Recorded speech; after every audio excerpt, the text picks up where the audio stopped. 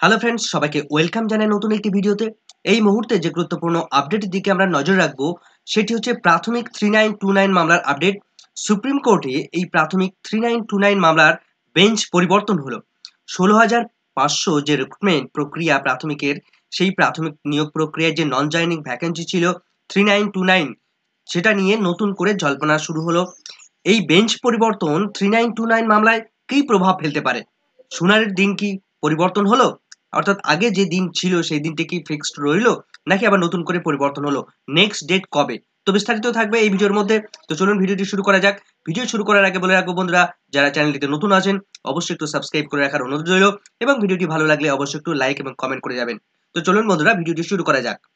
তো আমরা জানি মামলাটির যে ডায়েরি নাম্বার 39305 অফ 2022-এর, যার পিটিশনার রয়েছেন, মূল পিটিশনার যিনি রয়েছেন সাদেক বিশ্বাস, তাছাড়া আরও দুজন পিটিশনার, মূল পিটিশনার যারা রয়েছেন আলী হোসেন বিমণ্ডল এবং একজন পিটিশনার রয়েছেন।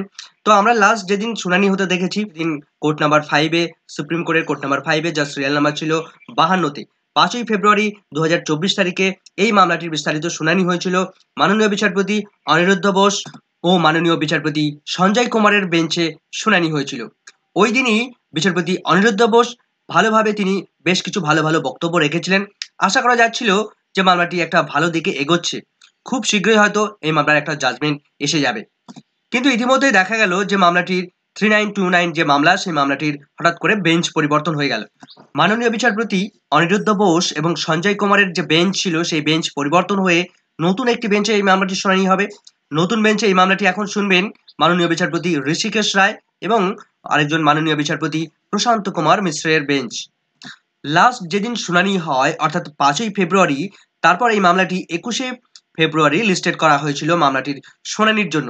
তবে বেঞ্চ পরিবর্তন হয়ে নতুন যে বেঞ্চ গঠন হলো, নতুন যে বেঞ্চে শুনানি হবে এই মুহূর্তে, সেই মামলাটির ডেট পরিবর্তন কিন্তু সেখানে হয়নি। অর্থাৎ 21 তারিখ যে ছিল 21শে ফেব্রুয়ারি শুনানির জন্য ফিক্স করা হয়েছিল, নতুন বেঞ্চে ঠিক একই ডেটে অর্থাৎ 21শে ফেব্রুয়ারি সেই ডেটেই এই মামলাটির শুনানির জন্য ফিক্স করা হয়েছে। এর আগের দিন মাননীয় বিচারপতি অনিরুদ্ধ বোস তিনি জানিয়েছিলেন যে নেক্সট যেদিন শুনানি হবে সমস্ত যে পার্টিগুলো রয়েছেন তাদের যা যা বক্তব্য আছে সমস্ত কিছু তিনি ওই দিন শুনবেন, এবং ওই দিন একটা তিনি জাজমেন্ট দেওয়ার একটা সম্ভাবনা তৈরি হয়েছিল এবং তিনি জাজমেন্টের দিকে এগোতে চান।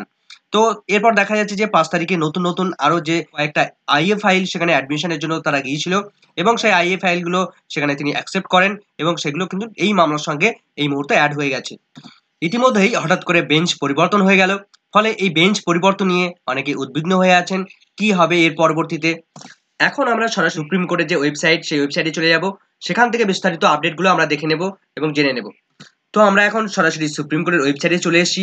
এখান থেকে যদি আমরা সরাসরি সব ডিটেলসটা দেখে নিই, তাহলে দেখা যাবে যে মামলাটির ডায়েরি নাম্বার আমরা এখানে পরিষ্কার উল্লেখ দেখতে পাচ্ছি 39305 অফ 2022-এর, যেটা ফাইল করা হয়েছিল 1/12/2022 তারিখে ফাইল করা হয়েছিল, যেটা বর্তমানে এখন পেন্ডিং অবস্থাতে রয়েছে।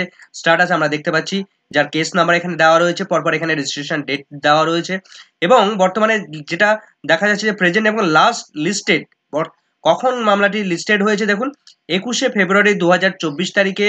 অর্থাৎ এর আগে মাননীয় বিচারপতি অনিরুদ্ধ বোসের যে বেঞ্চ ছিল সেই বেঞ্চে 21 তারিখে লিস্টেড ছিল। 5ই ফেব্রুয়ারি সেদিন কিন্তু তিনি ফিক্সড করে দিয়েছিলেন যে 21 তারিখে মামলাটি পরবর্তী শুনানির জন্য উঠবে। সেই দিনই কিন্তু আবার শুনানির জন্য নির্ধারিত হয়ে গেল। এখন বিচারপতি, দেখুন যারা নতুন বিচারপতি রয়েছেন, অনারেবল জাস্টিস ঋষিকেশ রয় এবং অনারেবল জাস্টিস প্রশান্ত কুমার মিশ্র, এই দুজনের বেঞ্চে সিরিয়াল নাম্বার দেখুন এখানে উল্লেখ করা রয়েছে, সিরিয়াল নাম্বার 105-এ এই মামলাটি লিস্টেড হয়ে আছে। বর্তমান স্ট্যাটাস ফাইনাল হিয়ারিং এর জন্য পেন্ডিং হয়ে আছে মামলাটির মূল পিটিশনার রয়েছেন এখানে দেখতে পাচ্ছি সাদেক বিশ্বাস, আরো অনেক প্রচুর পরিমাণে আপনার এখানে পিটিশনাররা রয়েছেন, পরপর প্রচুর নাম রয়েছে পিটিশনারদের, এখানে প্রচুর নাম আছে। এই মামলার পিটিশনার হিসেবে এখানে নাম দেখতে পাচ্ছি আমরা 255 জনের নাম রয়েছে। এছাড়া আরো দুটি মামলা যেটা রয়েছে, আরো ক্যান ফাইল বা আইএ ফাইল, ক্যান ফাইল নয়, এখানে আইএ ফাইল হিসেবে যুক্ত হয়ে আছে প্রচুর সংখ্যক পিটিশনাররা তারা রয়েছেন। এবার যদি আমরা একটু নিচের দিকে যাই, তাহলে মামলাটির যে পিটিশনারের নিচের দিকে একদম রয়েছে যেখানে জাজমেন্ট কপি বা অর্ডার কপিগুলো আপলোড করা রয়েছে, সেখানটা যদি আমরা যাই তাহলে আমরা দেখতে পাবো যে লাস্ট যেদিন শুনানি হয়েছিল সেখানে ডিটেলসটা আমরা একবার দেখে নিতে পারবো। এখন জাজমেন্ট বা অর্ডার কপি এখানে আমরা চলে এলাম। তো লাস্ট দেখুন আপনারা 5/2/2024 তারিখে জাজমেন্টটা এসেছিল। সেখানে আমরা দেখেছিলাম যে সুপ্রিম কোর্টের কোর্ট নাম্বার 5 এ মামলাটি শুনানি হয়েছিল, যার আইটেম নাম্বার ছিল অর্থাৎ সিরিয়াল নাম্বার 52 তে শুনানি হয়েছিল। দেখুন এখানে আমরা যেটা দেখতে পাচ্ছি যে এই মামলাটি সেই একই ধরনের আলী হোসেনের যে মামলা, আলী হোসেন মন্ডল যার মূল পিটিশনার রয়েছেন, এদিকে আমরা দেখতে পাচ্ছি ভার্সেস রয়েছে West Bengal board of primary education. এবার আমরা দেখে নেব যে আগের দিনে যিনি যারা বিচারপতি ছিলেন, একটু নিচের দিকে রয়েছে তাদের নামটা, দেখুন এখানটায় অনারেবল জাস্টিস অনিরুদ্ধ বোস এবং অন্যদিকে অনারেবল জাস্টিস সঞ্জয় কুমারের যে বেঞ্চ লাস্ট শুনানি হয়েছিল 5ই ফেব্রুয়ারি 2024 তারিখে। সেদিনই কিন্তু মাননীয় বিচারপতি অনিরুদ্ধ বোস তিনিই কিন্তু লিস্টেড করে দিয়েছিলেন, দেখুন 21শে ফেব্রুয়ারি 2024 তারিখেই তিনি কিন্তু লিস্টেড করে দিয়েছিলেন পরবর্তী শুনানির জন্য। এখন প্রশ্ন হলো যে 21 তারিখে কি জাজমেন্ট আসতে পারে, আসার কোনো সম্ভাবনা রয়েছে? দেখুন বেঞ্চ পরিবর্তন হওয়ায় নতুন বিচারপতিরা তারা কিন্তু উভয় পক্ষের মতামত খুব ভালোভাবে আবার শুনবেন এবং তারপরেই কিন্তু তারা সিদ্ধান্তে আসবেন।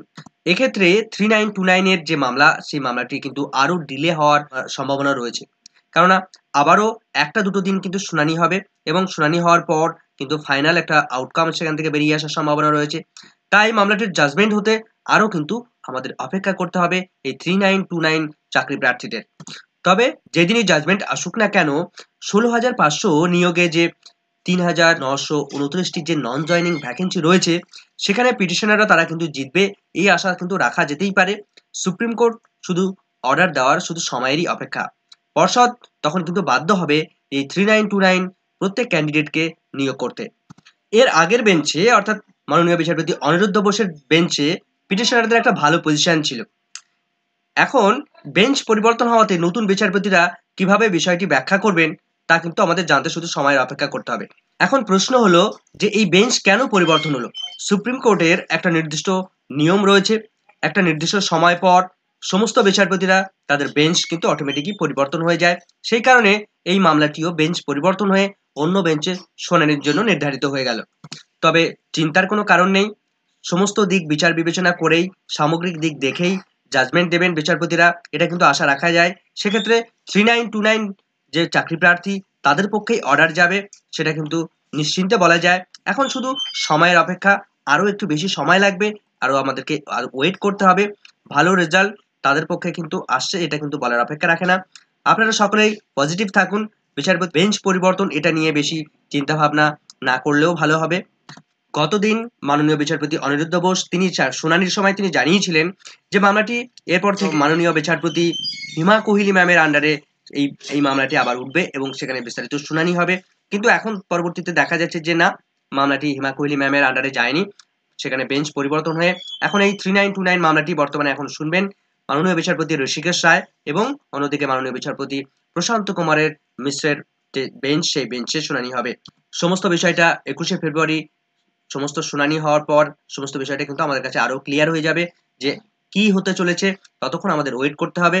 এখন অনেকে প্রশ্ন করতে পারেন যে এই যে 3929 এর যে মামলাটি, এই মামলাটি প্রাথমিক যে রিক্রুটমেন্ট প্রক্রিয়া চলছে অর্থাৎ 2022 যে রিক্রুটমেন্ট প্রক্রিয়া চলছে, সেখানে কি প্রভাবিত করতে পারবে, সেখানে কি এফেক্ট ফেলতে পারে এই মামলাটি?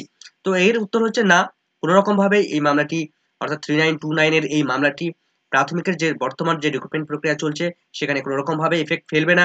তার কারণ এই যে 3929 এর এই মামলাটি, এটা 16,500 অর্থাৎ 2021 সালে যে প্রাথমিক শিক্ষক নিয়োগ হয়েছিল, সেই নিয়োগের যে নন জয়নিং ভ্যাকেন্সি ছিল, অর্থাৎ এই 3929 ক্যান্ডিডেট তারা আরটিআই এর মাধ্যমে তারা জানতে পেরেছিল প্রাথমিক শিক্ষা পর্ষদ তারা এই 3929 এতগুলো ভ্যাকেন্সিতে তারা রিক্রুটমেন্ট প্রক্রিয়া কমপ্লিট করেনি, যার ফলে প্রাথমিক প্যানেলের যারা নিচের দিকে ছিল বা এই 3929 এর যদি তারা নিয়োগ করতো, তাহলে প্রচুর ক্যান্ডিডেট তারা কিন্তু প্রাথমিক শিক্ষক তারা এতদিন হয়ে যেত বা তারা জয়েন করতে পারতো। কিন্তু সেখানে প্রাথমিক শিক্ষা পর্ষদ নাকি তারা জয়েন করায়নি, তার ফলে কিন্তু এই মামলাটি বর্তমানে সুপ্রিম কোর্ট পর্যন্ত গড়িয়েছে।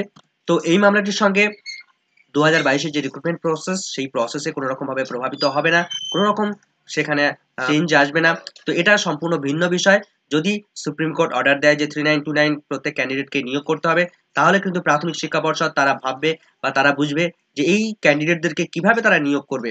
তো তারা হয়তো এডিশনাল কোনো ভ্যাকেন্সি তারা ক্রিয়েট করবে বা নতুনভাবে ভ্যাকেন্সি ক্রিয়েট করে এই 3929 বা তাদের জন্য যদি ভ্যাকেন্সি এটা যদি নন জয়নিং সিট থেকেই থাকে, তাহলে সেই ভ্যাকেন্সি নিশ্চয়ই পড়ে থাকার কথা, তাহলে সেই ভ্যাকেন্সিতে তাদের নিয়োগ করে দেবে, এটুকু প্রত্যাশা রেখে আমরা পরবর্তী আপডেটের দিকে নজর থাকবে।